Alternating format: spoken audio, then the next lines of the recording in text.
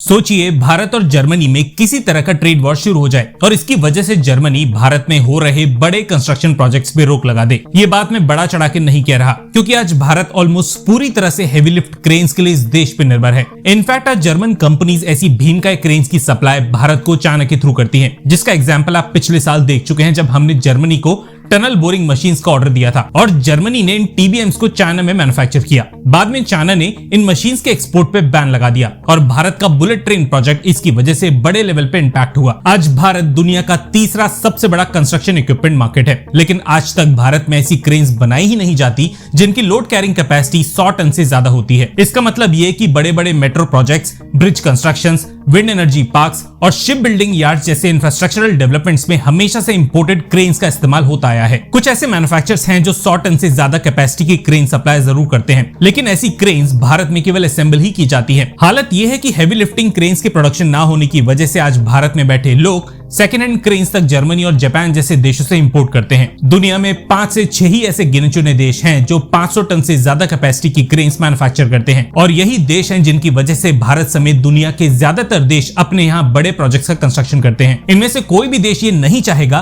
कि high tonnage cranes के production में इनकी मोनोपोली खत्म हो और भारत जैसा देश ऐसी क्रेन्स का प्रोडक्शन शुरू करे। लेकिन एक ऐसा भी देश है जो ऑलरेडी भारत को कई सालों से कुछ क्रिटिकल टेक्नोलॉजीज को सीखने में मदद करता आया है, और इस बार भी इस देश की एक कंपनी भारत की डिपेंडेंसी भी काफी हद तक कम करने जा रही है, क्योंकि फाइनली देश में पहली बार 200 टन से ज्यादा कैपेसिटी की हेवी लिफ्टिंग क्रेन्स मैन्युफैक्चर होने जा रही हैं, और इसको लेके एक जापानीज कंपनी ने एक भारतीय कंपनी के साथ हाथ मिला लिया है। हाल ही में आई इस खबर के मुताबिक भारत की एक्शन कंस्ट्रक्शन इक्विपमेंट और जापान की कैटो वर्क्स फरीदाबाद में 200 करोड़ रुपए का निवेश करने जा रही हैं, और इस जेवी में दोनों कंपनीज आधी आधी हिस्सेदारी रखने वाली हैं। इस इन्वेस्टमेंट के तहत भारत में हाई कैपेसिटी क्रेन्स का प्रोडक्शन शुरू होगा। शुरुआत में ये प्रोजेक्ट भी असेंबली से स्टार्ट होगा और ये सभी क्रेन्स जापान से इंपोर्टेड पार्ट्स और कंपोनेंट से भारत में असेंबल होंगी। लेकिन अगले साल यानी कि 2027 से भारत में बनी क्रेन्स में लोकलाइजेशन काफी तेजी से बढ़ाया जाएगा और क्रेन्स के हेवी लिफ्टिंग पार्ट से लेकर इंजन तक भारतीय मैन्युफैक्चरर्स और वेंडर से सोर्स होने शुरू हो जाएंगे। आपको बता दूं कि जिस जापानीज कंपनी की बात मैं आपसे कर रहा हूं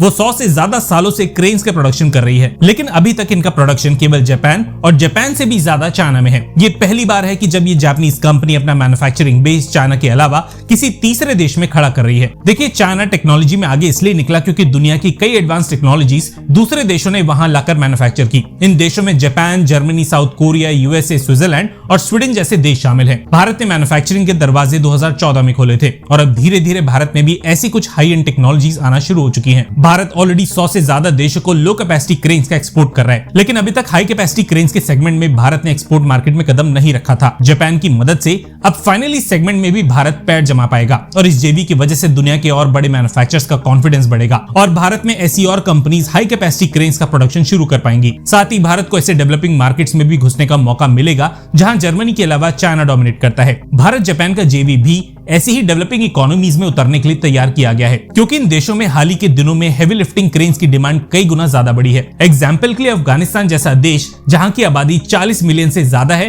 और जहां हाल ही में रोड नेटवर्क और माइनिंग प्रोजेक्ट्स का एक्सपेंशन काफी बड़े लेवल पे किया जा रहा है। फिलहाल यूरोप के कई देश अफगानिस्तान को फिर से डेवलप करने के लिए कई प्रोजेक्ट्स में शामिल हैं और इन प्रोजेक्ट्स के लिए मेनली चाइना से हेवी मशीनरीज इंपोर्ट की जाती हैं। ऐसा इसलिए क्योंकि ऐसे कंस्ट्रक्शन इक्विपमेंट्स को लेकर अफगानिस्तान के आसपास ऐसा कोई भी देश नहीं है जो ये मशीन सप्लाई कर सके। जापान खुद अफगानिस्तान के कई इंफ्रास्ट्रक्चर प्रोजेक्ट्स में शामिल है और इन प्रोजेक्ट्स में इस्तेमाल होने वाली मशीनरीज की जरूरत को आसानी से भारत से पूरा किया जा सकता है। सोचिए, हमें आजाद हुए आज 75 साल से भी ज्यादा हो चुके हैं, लेकिन हम अपने ही डेवलपमेंट के लिए आज भी दूसरे देशों पर डिपेंडेंट हैं। हम यहाँ तक सुन चुके हैं और कंटेंट पसंद आया है तो वीडियो को लाइक करने के बाद चैनल को सब्सक्राइब किए बिना बिल्कुल भी मत जाइएगा। धन्यवाद। जय हिंद।